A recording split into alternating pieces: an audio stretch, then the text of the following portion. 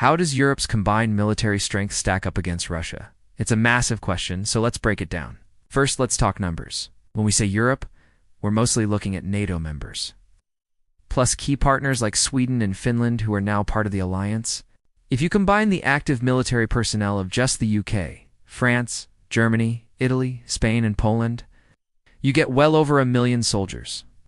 Russia, on the other hand, has around 1.1 million active personnel, with a large reserve force.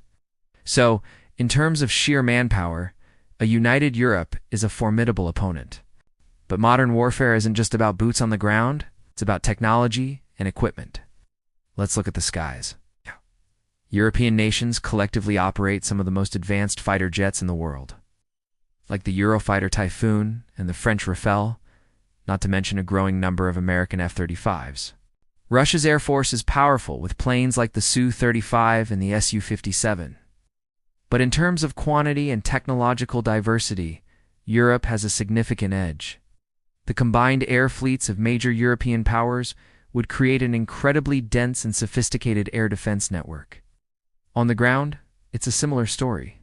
Europe boasts a huge number of modern main battle tanks like the German Leopard 2, the British Challenger 2, and the French Leclerc.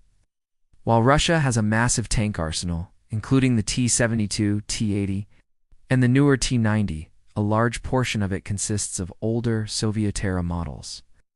The real game changer is logistics and industrial capacity. European nations have a combined GDP that dwarfs Russia's. This means they can produce, maintain, and innovate military hardware at a much faster rate over the long term.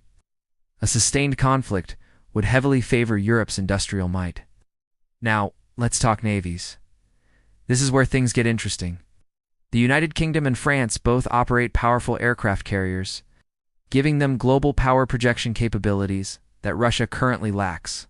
Its sole carrier, the Admiral Kuznetsov, has been plagued by maintenance issues. Combined with the formidable navies of Italy, Spain, and Germany, Europe has clear dominance in the waters around the continent, especially in the North Atlantic and the Mediterranean. This naval superiority would be crucial for protecting trade routes and projecting power. Of course, there's one huge factor we haven't touched on: nuclear weapons. Both the United Kingdom and France have independent nuclear deterrence.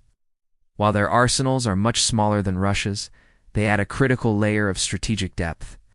This creates a situation of mutual assured destruction, which fundamentally changes the calculus of any direct conflict. So, what's the verdict?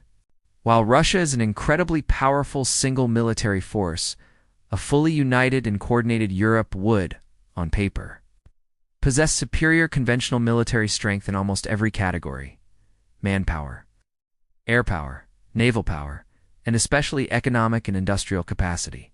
The key word here is united. The effectiveness of Europe's strength completely depends on political will and the ability to act as a single, cohesive force. Without that unity, the picture changes entirely. What do you think? Is Europe's combined might enough? Let me know your thoughts in the comments below. Thanks for watching, and don't forget to like and subscribe for more content like this.